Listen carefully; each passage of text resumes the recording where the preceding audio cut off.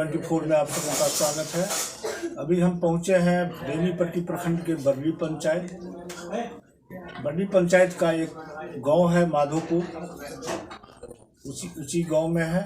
और हमारे साथ अभी हैं इस पंचायत के संभावित प्रत्याशी राजा ठाकुर जी, जो मुखिया पद के प्रत्याशी हैं और इस बार पंचायत चुनाव में चुनाव लड़ने जा रहे हैं। आइए करते हैं उनसे चुनावी चर्चा।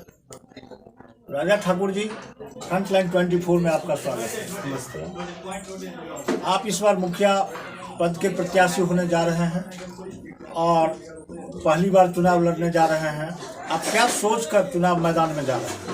सबसे पहली बात है कि सबसे पहला कि शिक्षित होना इंसान की सबसे पहली ज़रूरत है। यहाँ पे और चीज़ मतलब कितना पढ़ाई लिखाई के बारे में कर रहा है कि कुछ भी पढ़ाई लिखाई नहीं हो रहा है। जो हमारे गांव में स्कूल है, कॉलेजेस है, सारी चीज़ की सुविधा नहीं है। और दूसरा हेल्थ, जो हॉस्पिटल रहते हुए भी डॉक्टर की काफ़ी सारी कमी है कि कोई है डॉक्टर है तो इलाज नहीं है, इलाज है तो दवा नहीं है।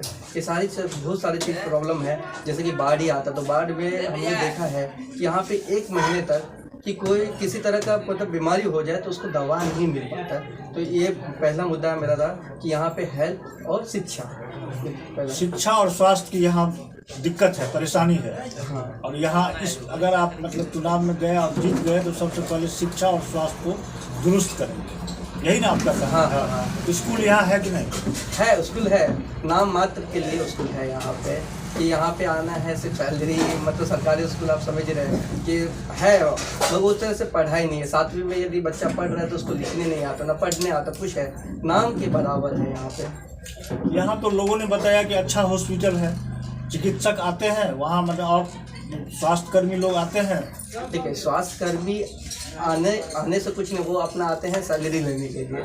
बस यहाँ पे किसी को दवा नहीं है, न कुछ नहीं है यहाँ पे। मतलब आप बोलेंगे कि जाके देखेंगे हॉस्पिटल का हालत, तो सिर्फ सैलरी के लिए ही आते हैं, अपना लगाते हैं और कुछ नहीं है यहाँ पे। हाँ। और आपके यहाँ सड़क की क्या स्थिति है? सड़क आप आए होंगे तो देखे होंगे कि यहाँ पे बीच में ही मतलब जो रास्ता टूटा हुआ है, ऑलमोस्ट लास्ट महीने का डेट दिया हुआ था कि 15 तारीख को 15 मार्च को चालू हो जाएगा। जो 1 महीना वह हो चुका था, अभी 1 साल से ऑलमोस्ट 1 ईयर हो चुका है बनते हुए, मगर अभी तक भी रेडी नहीं, मतलब कुछ चालू ही नहीं कर रहा है। तो मतलब इतना ध्यान ही नहीं कुछ कि गाँव खेड़े में है, गाँव पड़ा हुआ है, कोई आके देखे। तो मतलब 1 महीना निकल चुका, वहाँ पे जाके वहाँ पे स्पेशली डेट लिखा हुआ है कितने तारीख को ये चालू हो जाता था, मगर अभी तक चालू नहीं हुआ काफ़ी। और ये यदि बाढ़ बुनी स्टार्ट हो जाए तो यहाँ पे काफ़ी आदमी घिर जाता है और इतना तकलीफ हो जाता है आदमी, कोई मतलब क्या बताए आपको। नाव एक सहारा है जिसमें 30-40 रुपीज़ 50 रुपीज़ आदमी को पे करना पड़ता है यदि कोई बाहर जाना हो तो। बाढ़ की भीषण समस्या रहती है। ये 3 महीना तक रहती है कि 1 महीना तक? बाढ़ ऑलमोस्ट 1 मंथ तो रहता ही है सर। 1 महीना इतना मतलब काफ़ी पानी रहता है और 3 मंथ तक इंसान को परेशानी रहता है कि जा नहीं पाते हैं। तो उसमें यहाँ अधवारा समूह की नदियाँ है तो हमारे साइड में ये काफ़ी सारा मतलब 2-3 नदी है जिसका पानी काफ़ी प्रभाव पड़ता है हम लोग यहाँ पे पानी का। और ये जो सरकार की जो योजना सब चल रही है पंचायत में, जैसे हर घर नल जल योजना, आयुष्मान भारत योजना, प्रधानमंत्री आवास योजना, छात्रवृत्ति योजना, इस तरह के विभिन्न योजना, हर घर गली नली योजना, वृद्धा पेंशन योजना, तो जो वर्तमान जो मुखिया जी हैं यहाँ के, वो जो तो उनका क्रियाकलाप या काम करने का जो तौर तरीका रहा है पंचायत के लोगों के लिए, विकास के लिए, वह आपके नज़र में सही है कि नहीं? सही होता तो मैं खड़ा नहीं होता सर जी, ये सही रहता उनका काम किया। तो यहाँ पे सड़क ही से काम नहीं चलेगा। यहाँ पे गली गली में यहाँ पे नाला बन रहा है, ऑलमोस्ट 4 महीने हो चुके हैं। यहाँ पे आदमी इतना मतलब परेशानी हो रहा है, यदि बारिश बंद हो जाए तो काफ़ी यहाँ पे नाला न सड़क। और यहाँ पे लाइट का बंदोबस्त था कि हर एक गली मतलब हर एक पंचायत मतलब वार्ड में 15-15 लाइट देने थे। अभी तक लाइट नहीं आया है, कुछ नहीं आया। मतलब कि लाइट आ चुका है, मुखिया के पास है, मौजूद है, पर अभी तक किसी गांव में नहीं लगा है। यहाँ पे काफ़ी सारी है प्रॉब्लम्स है। कोई अपने सामने से आते नहीं बात करने के लिए कि हम आए खुल के आए बात करें कि मुखिया से या किसी से क्या डर है पता नहीं यहाँ पे। यहाँ पे जातिवाद है तो कुछ बोल नहीं सकते यहाँ पे कि कोई बात नहीं करना चाहता उस मुखिया से। यहाँ पे एक ही चीज़ है कि आप मुझे पैसा दीजिए तो मैं आपको वोट दूंगा। मैं अपने पंचायत में घुमा हूँ तो काफ़ी जगह कहना है कि आप मुझे 1000 रुपये दीजिए मैं आपको वोट देता हूँ। तो मतलब ये लास्ट मुखिया जो है पैसे पे ही डिनर करना है और कुछ तो जातिवाद की बात की है आपने, तो आप तो अल्पसंख्यक होंगे, जिस जाति से आप आते हैं उसमें तो आप अल्पसंख्यक हैं। तो क्या आपको भरोसा है कि सभी वर्गों का वोट युवा होने के नाते, जुझारू होने के नाते, समाज सेवी होने के नाते आपको देंगे लोग, इस पंचायत के लोग? हाँ बिल्कुल, क्योंकि यदि गांव में मैं खड़ा, बिल्कुल ही इच्छा नहीं था कि मैं मुखिया में उम्मीदवार बनूंगा। मैं गांव में जिस तरह से बात की हमने, जो बुजुर्ग आदमी थे उनसे पूछे कि क्या चाचा बाबा सबसे बात विचार हुआ कि आप क्या कहते हैं। उन्होंने बोला नहीं, आप पढ़े लिखे हैं, आप मुंबई से पढ़े लिखे हैं और आप अच्छा काम करोगे। इसी के लिए मन में एक माँ को कहा गया था कि बच्चों को खड़ा करो उम्मीदवार, मुखिया उम्मीदवार। आज मम्मी तो स्वर्ग चला गया, तो मम्मी को एक मतलब कि जो उन्होंने कहा कि हाँ कह दिया था, तो इसी के लिए मैं चाहता हूँ कि मैं अपना मम्मी का नाम और गांव का, समाज का नाम ऊंचा कर सकूँ। मुखिया में खड़ा होते कुछ ऐसे काम करूँ कि जो उनको उम्मीद नहीं था कि हर एक जगह पे सड़क होनी चाहिए। सड़क तो ऑलमोस्ट लाइट होना चाहिए। लगभग एक तरह से पढ़ने लिखे, शिक्षा का सबसे हमारा पॉइंट है कि शिक्षा होना चाहिए। इंसान शिक्षित रहेगा तो ऑटोमेटिक सारा काम हो जाएगा। किससे बात करना, यदि किसी चीज़ का कंप्लेंट करना है उनको, तो उनको ये नहीं पता होता है कि किसको कंप्लेंट करना। लेटर तो लिख लेते हैं मगर उनको मन में किससे बात करना वो नहीं पता होता है। तो हम चाहते हैं कि उनको वो सारी जानकारी दी जाए। यहाँ पे काफ़ी सारी पढ़ाई लिखाई, आप जो बोल रहे हैं, यहाँ पे किसी को यदि कोई विधवा हो जाता है उनको कहीं पे मैंने सुना कि 3000 रुपीज़ देते हैं। यहाँ पे ये भी सुविधा नहीं। यहाँ पे काफ़ी सारे और कभी बहुत सारे सुविधा हैं जो नहीं मिल रहा है आदमी को। तो हम चाहते हैं कि यहाँ पे सारी सुविधा उनको मिले। हम यदि कोई किसी तरह का जानकारी आता है हमारे पास, तो वो जानकारी हम गांव में जाके बताएं कि भाई ये चीज़ आया है, आप लोग क्या बोलते हो। और यहाँ का नेता हम नहीं रहेंगे, यहाँ का नेता जनता हमारा रहेगा।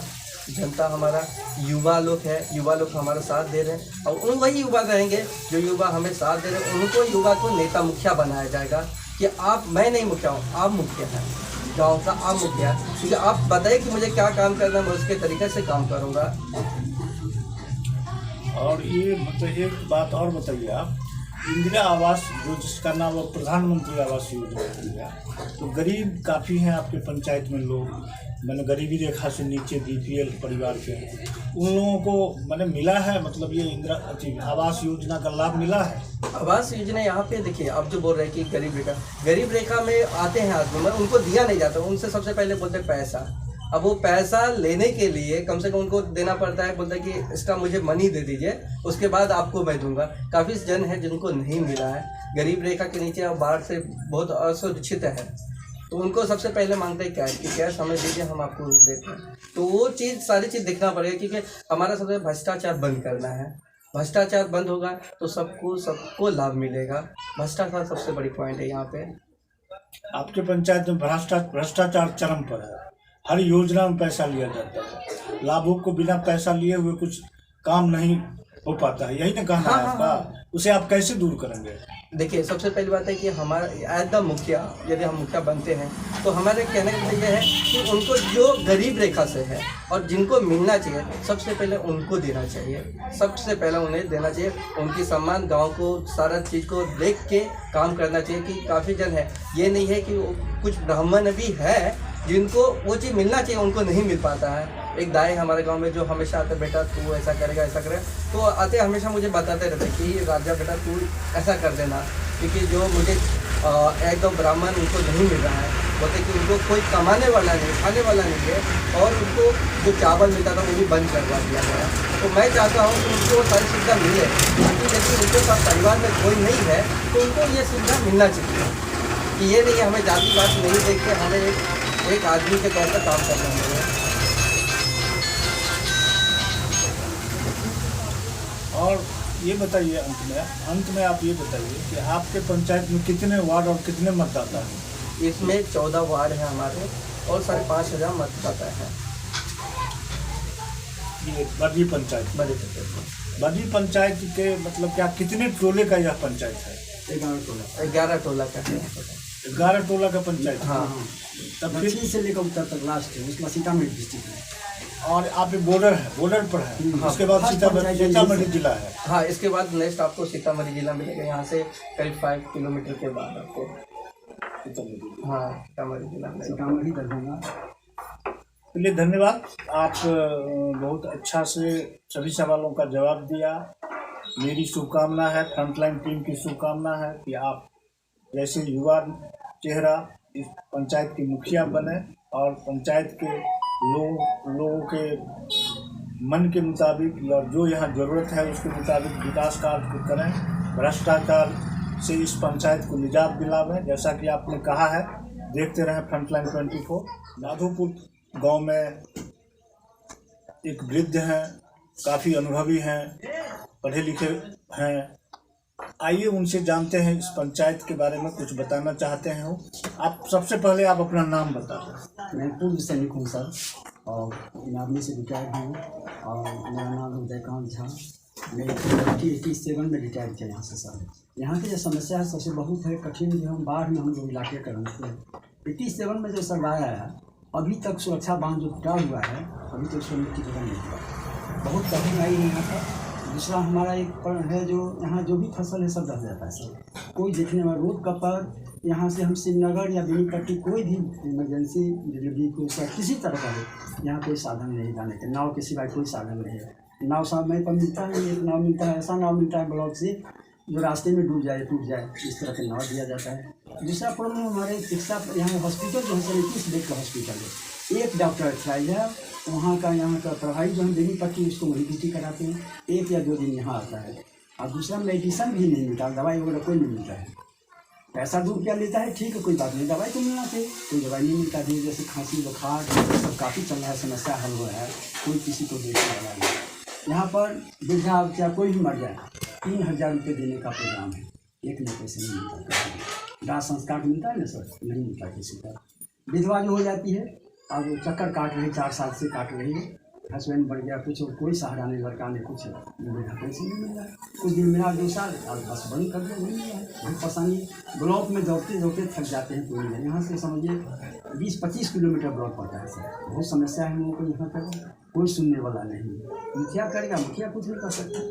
यहाँ तो कहीं दिया भ्रष्ट हो रहे हैं, पंचायत को देते हैं हालत है। दूसरा मुख्यमंत्री का है जल जीवन योजना है, हमारे बगल में, हम 97 में या बगल रोड के बगल में देखें पोखरा है सर, उसमें इतना गंदगी हो गया। जब छठ होता था उस पर सरकार को कितना चिट्ठी लिखते थे, थक गया collector, DM, SDO, BDO, CO सबको, कोई सुनने वाला नहीं। अब देखिएगा उस पर कचरा भरा हुआ है, और गाँव के बीच में छठ होता था, उसी से पानी से खाना भी बनता था हम लोग का। इतनी हालत समस्या अच्छा था, मगर समाप्त हो गए। सरकार आई है क्या आया, कोई सुनता ही नहीं। घूस के सिवाय तो सरकार में कुछ है ही नहीं सर। हम फौज से रिटायर हुए, हम लोग की 1968 में सेटलमेंट कर दिया। मैं 71 और 65 लड़ाई में दोनों में था। उस समय हमको दरभंगा जिसमें कलेक्टर था, दरभंगा डिस्ट्रिक्ट था, उसी समय सेटलमेंट जमीन हुआ, मटिया हुआ, माधोपुर का प्रवेश किया। मगर प्रधानमंत्री से लेकर के और नीचे अंतर अधिकारी का दरखास्त देते हुए थक गया। मुख्यमंत्री और सब गया कमांडर, हम आर्मी का तो छोड़िए, यहाँ तक कोई नहीं सुनता है।